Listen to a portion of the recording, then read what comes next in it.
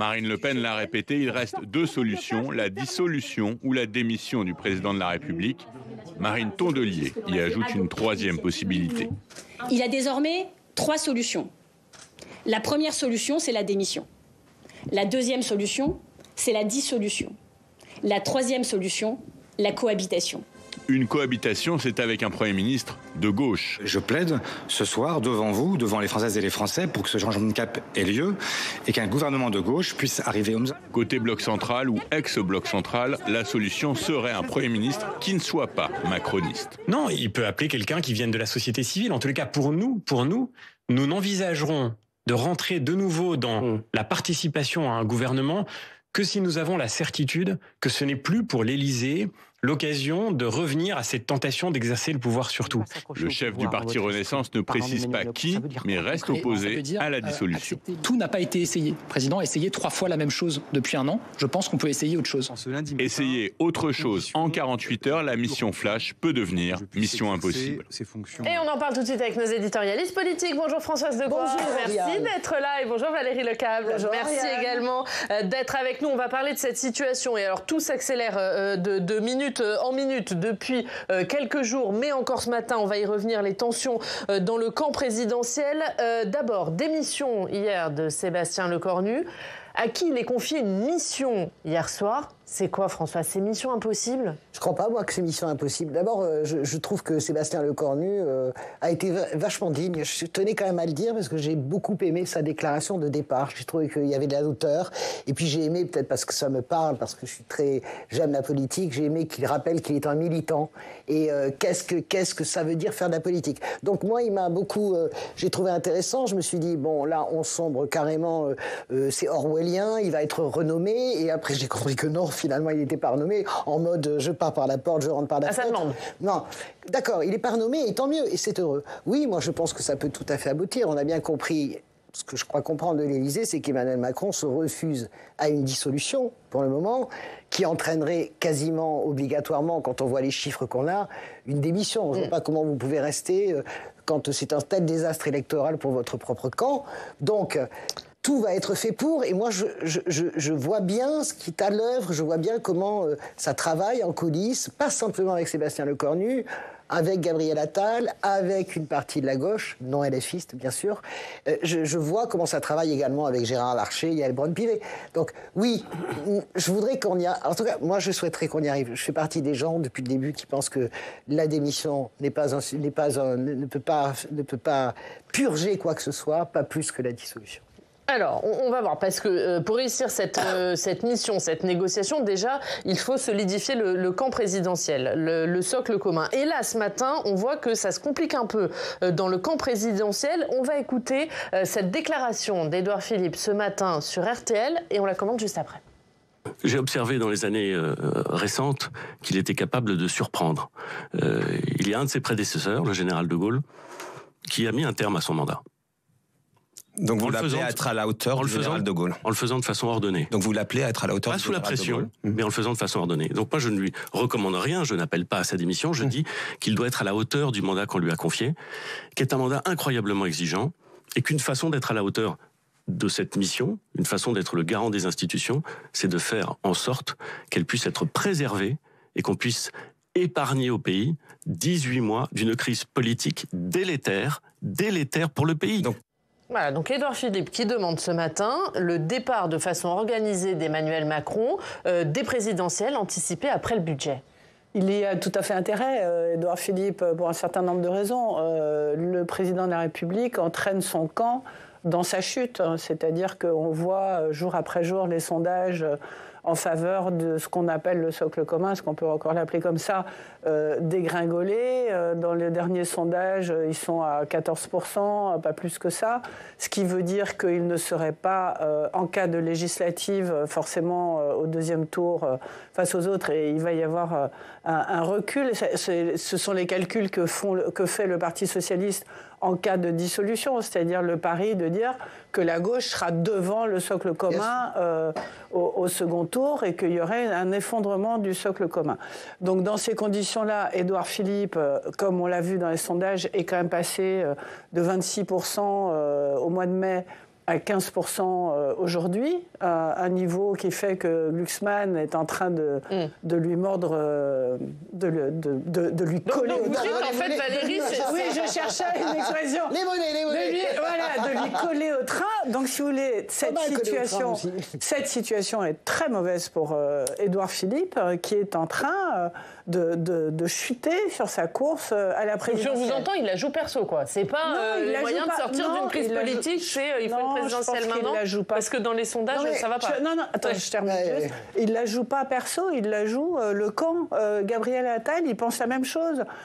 Ceux qui sont dans le socle commun aujourd'hui, alors je mets pas les LR, c'est pour ça, c'est plutôt le bloc central que le socle commun. Je veux dire que ce soit le MoDem est plus modéré, mais que ce soit Renaissance ou enfin ensemble, donc Gabriel Attal ou Édouard Philippe, ils n'en peuvent plus de cette situation parce que ils coulent avec le président. Alors je trouve que Valérie, elle est vachement aimable et je pense que mais je veux dire. Et vous allez l'être un peu moins. Je vais être très désagréable parce que pas du tout avec Valérie. Je plus sois tout ce qu'elle dit, sauf à une chose. Bien sûr que la situation résulte des calcul personnel de chacun. Pourquoi croyez-vous que Bruno Retailleau, d'un seul coup, pète les plombs, devient fou, etc. Parce qu'il se rend compte que pour son destin présidentiel, rester dans ce gouvernement toxique qui va être censuré, il faut en partir. Donc, il trouve le prétexte... Ils veulent tous partir, Attends, ils prennent tous le prétexte. C'est qu'ils veulent tous partir. J'ai terminé. Ils prennent le prétexte de Bruno Le Maire, mais la réalité, c'est le poison présidentiel. Marine Le Pen, on le sait, elle s'en cache pas, c'est le poison présidentiel.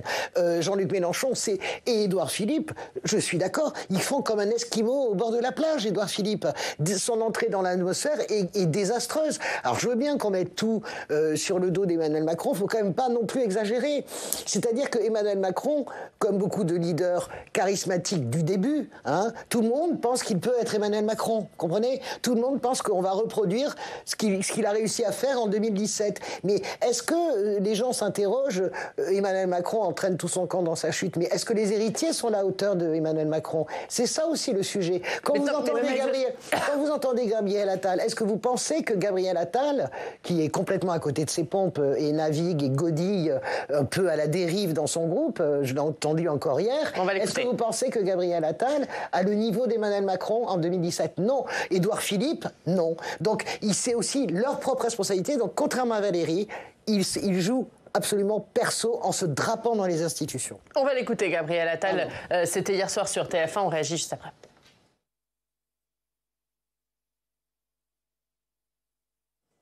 On n'entend pas. On va essayer. C'est dommage. On va essayer de remettre du son parce que là, du coup, sans le son, c'est beaucoup moins drôle. Gabriel Attal. Alors, on a Édouard Philippe qui donc appelle Emmanuel Macron à une présidentielle anticipée. On a Gabriel Attal hier qui dit je comprends plus les décisions du président de la République, d'Emmanuel Macron. Il y a une forme d'acharnement à vouloir garder le pouvoir. Est-ce que ce matin, Emmanuel Macron, il a encore un camp sur lequel s'appuyer ? Je pense que ça se pose pas comme ça. Ça se pose entre ceux qui veulent une dissolution et ceux qui n'en veulent pas. Ceux qui veulent une dissolution, on en est sûr et certain, et Marine Le Pen est extrêmement insistante, encore plus aujourd'hui qu'hier, c'est le Rassemblement national et la France insoumise. Après, Édouard Philippe, il a intérêt à une présidentielle anticipée, mais le bloc central n'a pas intérêt à une dissolution à cause de ce que je viens de vous dire. C'est-à-dire qu'ils vont finir en culotte courte à l'issue d'une dissolution. Il n'y aura plus de bloc central. C'est-à-dire qu'ils vont perdre un nombre de députés absolument considérable. Le Front républicain, c'est eux qui ont le plus profité du Front républicain. Il n'y aura plus de Front républicain en cas de législative. Donc ils sont dans une situation qui est très compliquée, qui est de dire à Emmanuel Macron « Arrête de nous empêcher de trouver un accord », parce que ça devient ça aujourd'hui. C'est-à-dire qu'il y a les gens qui sont à la manœuvre qui disent « Il faut qu'on trouve un accord parce qu'on ne veut pas de cette dissolution, ou sinon tu t'en vas ». Parce qu'à ce moment-là, mais il n'y a que Édouard Philippe. Aujourd'hui, il n'y a que Édouard Philippe qui est prêt à une présidentielle. Il faut dire les choses comme ça. Il y a Marine Le Pen qui est prête, il y a Jean-Luc Mélenchon qui est prêt, et il y a Édouard Philippe. Parce que pour lui, le plus vite c'est, le mieux c'est. Il se prépare depuis au moins 2 ou 3 ans, donc il a tout en boîte, et il voit qu'il ne fait que dégringoler. Donc lui, il veut créer un sursaut pour pouvoir revenir. Mais les autres, que ce soit le Parti Socialiste, que ce soit les Verts, que ce soit Gabriel Attal, etc., personne n'est prêt, là. On était en coulisses, et ni LR, évidemment, en train de trouver, de dire ça va être qui le candidat. Personne ne sait ça encore. qui va être le candidat. Donc, si vous voulez, on assiste à une déconnexion entre ceux qui veulent trouver un Premier ministre et un accord, et qui disent au président de la République, arrête, va t'occuper de l'État de Palestine, ce que tu fais très bien, va t'occuper de la coalition des volontaires dont tu fais très bien, mais laisse-nous faire. Voilà, c'est ça. Je suis absolument d'accord, et je pense qu'aujourd'hui, les choses peuvent atterrir justement sur ceux qui ne veulent pas ni de dissolution, ni de démission. Et il me semble quand même que ce qui se passe en coulisses, notamment Gabriel Attal, qui serait à demi-mot capable de toper avec Olivier Faure et Marine Tondelier sur, en gros, vous allez à Matignon, vous gouvernez, et nous tombons sur un accord de non-censure entre gens raisonnables. On peut se dire que ces discussions avancent. On peut aussi se dire que Emmanuel Macron, il n'a aucune envie de dissoudre, il a encore moins envie de démissionner. Donc, vous savez, Emmanuel Macron, il est comme tous les présidents de la République, comme tous les chefs d'État, eh bien, il n'est gouverné aussi que par la peur. Mais c'est quand il sent le vent du boulet qu'il lâche. Il sent le vent du boulet avec les gilets jaunes au puits, quand les gilets jaunes attaquent sa voiture, il lâche les milliards. Il lâche. Là, il a senti le vent du boulet dimanche soir. Je pense qu'il ne voit pas du tout arriver Retailleau. Et là, il lâche. Donc, Emmanuel Macron, c'est un entêté, bien sûr, comme beaucoup de gens qui nous gouvernent. Mais la réalité, c'est qu'à un moment donné, il va voir ses propres intérêts. Il ne veut ni dissolution, ni démission. Donc, il va falloir s'entendre. Moi, je pense que ce matin, les choses, elles sont plus simples que ce qu'elles ont l'air d'être. Vous avez d'un côté où c'est la gauche qui va à Matignon, avec un accord de non-censure de Gabriel Attal, du Bloc central, ce qui n'est pas du Bloc central, oui, du Bloc central, parce que eux, ils passent de 90 députés à 40, si jamais il y a une dissolution. Donc Gabriel Attal, c'est sa survie. Soit on repart sur Gérard Larcher, qui est pressenti pour être le 4e Premier ministre de la dernière chance. Je ne sais pas s'il est d'accord pour aller dans ce traquenard, mais en tout cas, on repart sur... Il y a Yael Braun-Pivet qui est d'accord pour y aller aussi. Merci, c'est ça, vous avez raison, Valérie. On repart sur de la gauche, de la droite, le même ticket, etc. Et là, Emmanuel Macron lâche un des deux trucs ou pas. Si c'est la gauche au gouvernement, si c'est à nouveau la droite et le socle commun, eh ben, il accepte de lâcher sur la réforme des retraites. Moi, je pense que c'est ça qui est en train de se jouer. Ça veut dire que pour vous, d'ici demain soir, quelque chose peut sortir de la mission de Sébastien Lecornu. Je suis absolument persuadé que quelque chose peut sortir de Sébastien Lecornu, mais contrairement à ce qu'on pense, c'est que c'est pas Sébastien Lecornu qui négociera, parce que il est très bien, mais il est très seul. La réalité, ça se joue à l'Assemblée nationale, entre la gauche et Renaissance, et peut-être même une partie des LR raisonnable, vous savez. Vous vous souvenez que Laurent Wauquiez avait dit, quand on parlait d'Olivier Faure à Matignon il y a 15 jours, je ne censurerai pas a priori un gouvernement de gauche. Donc, des gens raisonnables, soit on penche à gauche, soit on retombe du côté où on penche. Emmanuel Macron, c'est ce que disait toujours Mitterrand, on va vers la droite avec Larcher ou Yael Braun-Pivet. Non, mais je suis tout à fait d'accord avec ça. Finalement, on est d'accord. Vous êtes d'accord sur tout. Non, on est d'accord sur s'engueuler, en fait. Mais, ça vous ennuie, Oriane. En fait, Sébastien Lecornu l'a très bien dit hier. Il a dit on était proches, il y avait des possibilités de discussion. C'est vrai que la gauche... Mais il a critiqué les jeux partisans, des partis qui demandent tout le programme sans jamais céder le leur. Tout à fait, ça vous avez raison, mais n'empêche qu'en raison du fait qu'ils ne veulent pas de dissolution, en gros, pour la faire courte, la gauche a fait un totem de la suspension de la réforme des retraites. De Zuckman, un des deux. Un des deux, Zuckman. Vous pouvez pas dire... Oui, mais Zuckman, personne n'y croit. Mais non, mais ok, personne n'y croit. Pas en tant que Zuckman. Oui, mais Valérie, vous pouvez pas dire à la gauche, vous rentrez en négociation, vous savez quoi, vos deux totems, vous aurez rien, et puis soyez bien gentils, vous avez un 49.3 bracelet électronique. Ce que je veux dire, c'est que vous avez reçu Marc Fesneau juste avant, et Marc Fesneau nous rappelait que le MoDem a fait voter sous Michel Barnier ce qui a été les prémices de la contribution exceptionnelle sur les hauts revenus, qui est passé et qui a été voté, parce qu'il y a eu une majorité pour cet amendement que Michel Barnier n'a pas retenu.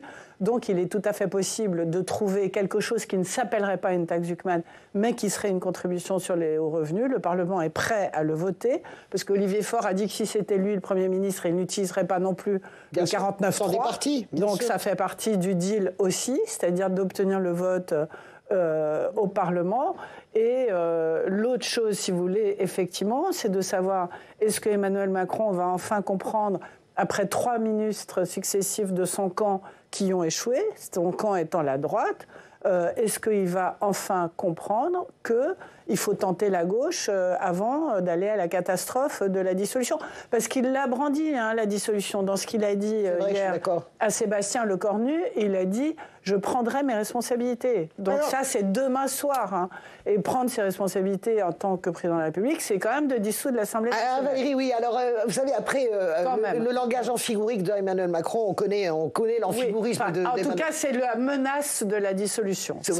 Il a toujours fait ça. En réalité, il a toujours fait ça. Je ne m'enlèverai jamais. Vous vous souvenez, la dernière fois, je ne me départirai jamais de mes pouvoirs constitutionnels. En gros, c'est les gros yeux. Le problème d'Emmanuel Macron, il faut qu'il se fasse les gros yeux à lui-même. OK. Combien de temps il reste attaché, lui, à ses totems? Vous savez pourquoi ça échoue? Parce que Sébastien Lecornu, il est tout à fait d'accord pour donner, notamment aux socialistes, l'examen de la réforme des retraites en décembre. Le débat. D'ailleurs, Olivier Faure, hier, il ne demande plus la suspension, il demande le débat. Juste le débat.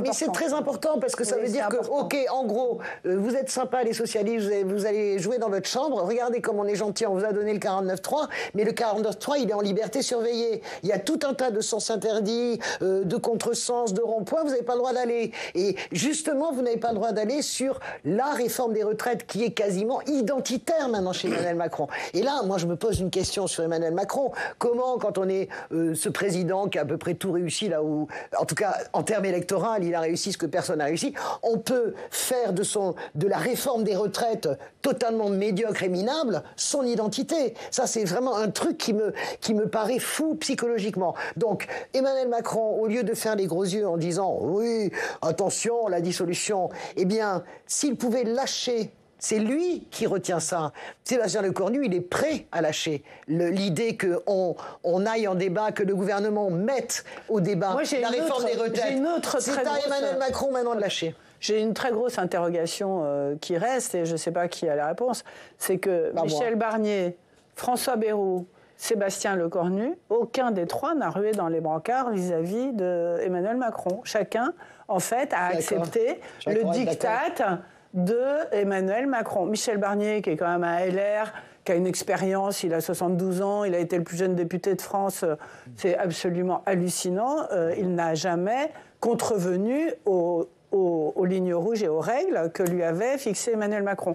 Deuxième personne, François Bayrou, qui arrive, qui arrache Matignon. On se dit, il va aller au bout, il va faire ce que lui, il pense, il ne va pas faire ce que pense Emmanuel Macron. Et au moment du conclave sur les retraites, qui a été le moment décisif, quand le MEDEF refuse à la CFDT d'inscrire la pénibilité et fait sauter la réforme des retraites, François Bayrou ne dit rien, il ne tord pas le bras à Patrick Martin. C'est inexplicable. Et Patrick Martin qui, aujourd'hui, ose sortir, ce matin encore, un communiqué pour dire « la France est en train de commencer à décrocher ». Si on avait signé le conclave, on n'en serait pas là, monsieur Patrick Martin, aujourd'hui. Ah oui. Pourquoi est-ce que vous avez bloqué ce... C'était la seule chance qu'on avait de s'en sortir, c'était de réussir ce conclave. Parce que les socialistes ils s'en seraient contentés à l'époque. Et on parlait même pas. Ce mot est un peu moche. Ils ne seraient pas qu'ils s'en seraient contentés. Non, mais ils auraient accepté. Ils sont à la recherche d'équilibre, si vous voulez. Et à l'époque, il faut rappeler que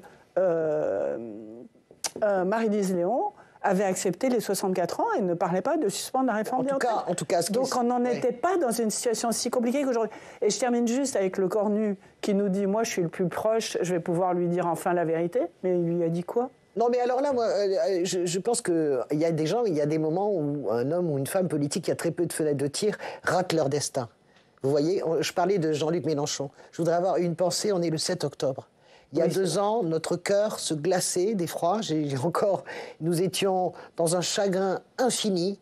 Et là, Jean-Luc Mélenchon, si vous voulez, a pris le mauvais côté de l'histoire. C'est-à-dire qu'il n'a pas eu les mots qu'il fallait avoir. Et finalement, alors qu'il aurait pu être peut-être ce François Mitterrand qui réconcilie toute la gauche, il est parti dans le côté obscur et il est devenu un ingénieur du chaos. Donc d'abord, je pense au 7 octobre à nous, parce que c'est l'humanité entière qui a été meurtrie ce jour-là. Donc j'ai une pensée vraiment, et pour l'État d'Israël, évidemment, Je n'ai pas dit le gouvernement Netanyahou, je pense profondément à eux et aux Palestiniens de Gaza. Mais le point de départ, c'est le 7 octobre. Mais vous voyez, Mélenchon, il rate son destin sur le 7 octobre. Et Sébastien Lecornu, c'est pareil. Et je suis d'accord avec Valérie, c'est incroyable. Il s'achetait un destin, Sébastien Lecornu. Ils font un dîner avec Emmanuel Macron mercredi soir. Et Sébastien Lecornu, à l'Élysée, plaide en disant... Les retraites, il suffit juste de mettre les retraites, si vous voulez, au débat, et ça va passer. On échappera à l'ascension des socialistes, non pas parce que les socialistes sont dans la compromission, c'est parce qu'ils sont un parti de gouvernement. Olivier Faure est un type responsable, et pas simplement lui, Boris Vallaud. Et on y va, et on avance, parce que, voilà. Et là, c'est non possumus. Voilà, Emmanuel Macron, c'est nous ne pouvons pas, on ne peut pas toucher. Mais la réalité... Alors, non, mais la réalité, c'est que là, Sébastien Lecornu, s'il a la trempe d'un futur président, il rompt, il s'émancipe, il sort et il dit c'est moi le Premier ministre et moi je vais le faire quand même. Et là tu t'achètes un destin. Et là tu t'achètes un destin et là tu deviens presque quasiment le candidat naturel du socle de En Marche pour la présidentielle. Non, mais il a raté. C'est tout à fait exact. C'est le Premier ministre qui conduit la politique de la nation. Ce n'est pas le président de la République. Donc Sébastien Lecornu aurait pu le faire comme François Bayrou aurait pu dire qu'il mettrait la pénibilité dans la réforme des retraites. Et on va voir comment ça vous positionne ce matin. Pas du tout, mais au contraire, mais c'est juste que le temps file. On va voir comment se positionnent les LR. On va écouter le président du parti, Bruno Retailleau. Il était l'invité ce matin. Ce matin, vous ne fermez pas la porte à une éventuelle participation à une condition, dans un gouvernement. À une condition, c'est que ce soit un gouvernement que j'appellerais de cohabitation. Qu'est-ce qui s'est passé depuis un an ? Emmanuel Macron a d'abord désigné un Premier ministre qui était son opposant, Michel Barnier. C'était une forme de cohabitation, avec l'application de l'article 20 de la Constitution. Vous le connaissez, je le rappelle aux auditeurs. L'article 20, c'est le gouvernement qui gouverne, et donc le président qui préside. Ensuite, il a choisi un allié, parfois peu commode, assez indépendant, François Bayrou. Et enfin, Sébastien Lecornu, pour lequel j'avais confiance, mais je pensais qu'il s'émanciperait du président de la République. En réalité, j'ai vu à la formation du gouvernement qu'il s'agissait, là encore, d'une hyper-présidence. Mais ça, c'est pas possible. Alors, juste Bruno Retailleau, gouvernement de cohabitation avec les macronistes. Écoutez, comment je vous dire, j'en ai marre de Bruno Retailleau. En réalité, Bruno Retailleau est celui qui... vous voyez le manque de sens politique. Il s'est fait complètement rouler dans la farine par Laurent Wauquiez. Donc on voit déjà le niveau, en tout cas, si ce n'est de fourberie, mais en tout cas d'ingénierie et de sophistication politique. Bruno Retailleau, il meurt d'envie dans ce gouvernement. Simplement, il se rend compte que ça ne suit pas avec les LR et donc il se trouve le prétexte de Bruno Le Maire pour sortir. Qu'est-ce qu'il fait là, Bruno Retailleau Bruno Retailleau, vous imaginez une minute que Bruno Retailleau va exister quand il aura quitté le surplomb et la lumière de la place Beauvau? Évidemment que non. Sa notoriété est trop fragile encore, elle n'est pas assez construite. Donc, il va occuper tous les plateaux toute la journée pour nous expliquer. Il a fait une crise de nerfs. C'est lui, en fait... Bon, ça m'arrange, d'habitude c'est toujours la gauche, l'ingénieur du chaos, mais là, non, c'est lui qui met le feu, en fait, à la prairie avec son tweet et sa crise de nerfs, parce que Bruno Le Maire, la réalité étant qu'il sent très bien que les LR ne le suivront pas, et donc, moi, je suis fatigué, en fait, de ce genre de... Faire du bruit avec la bouche ne sert à rien. Bruno Retailleau, est-ce qu'il re-rentre dans ce gouvernement futur ou est-ce qu'il ne re-rentre pas? Si c'est la gauche, jamais, évidemment. Et si c'est la droite, Gérard Larcher ou Yael Braun-Pivet. On va encore aller rechercher Bruno Retailleau, mais jusqu'à quand on va faire ça? Et on va faire le jeu des chaises musicales et finalement c'est Elisabeth Borne qui est ministre des Armées. Ces gens sont fous. C'est-à-dire que sortez de votre château, sortez de votre aveuglement. Bruno Retailleau ne peut plus être dans un gouvernement pour moi. Allez, on a 30 secondes. C'est pas juste... une phrase ou pas? Ouais, mais très vite, vraiment 10 secondes, Valérie. Non, moi je trouve qu'il a flingué sa carrière politique là, parce qu'il a toujours dit qu'il était pour l'intérêt général, la sécurité des Français, etc. Et là, il s'est comporté comme un vice-premier ministre en exigeant de connaître le nom du ministre du domaine réservé. C'est pas normal. Alors, c'est pas une histoire du jour, parce qu'on termine par une histoire du jour. Là, ça va être un quiz. Alors, en rapport avec l'actualité, est-ce que, sachant que le gouvernement de Sébastien Lecornu a duré 14 heures, vous allez me dire si les choses suivantes ont duré plus ou moins de 14 heures. Un vol Paris-Hong Kong. Paris-Hong Kong, non, c'est 14 heures. Hein. Ouais, 13h50. Allez, tout juste le gouvernement. Le record du monde de la plus longue partie d'échecs. Ah, je pense que c'est au-delà. C'est plusieurs jours, la plus longue partie d'échecs. Plusieurs jours, les plusieurs jours. 20 heures, Ouais, c'est un jour. On est bon. Le plus long match de tennis professionnel. Ah non, ça a duré plus longtemps. Non, c'est en dessous. Je pense que c'est 8 ou 9 heures le plus long match. 14 heures, ça me semble beaucoup. 11 heures. 11 heures. Ouais. Voilà. Allez, je termine par un dernier. Le nombre d'heures que dort un koala chaque jour. Ah mais non, c'est 17 heures, un koala. 17 à 18 heures. Même 20. Ouais, moi j'aime les koalas. Voilà. Donc il y a beaucoup de choses. Il y a beaucoup de choses. Ça manque de koalas dans ce gouvernement. Des animaux gentils. Des gens qui dorment, qui dorment 20 heures par jour quand même. On va éviter pour un gouvernement. Merci beaucoup. Merci Françoise, merci Valérie. Merci à tous de nous avoir suivis. On se retrouve demain. Bah oui, mais d'accord.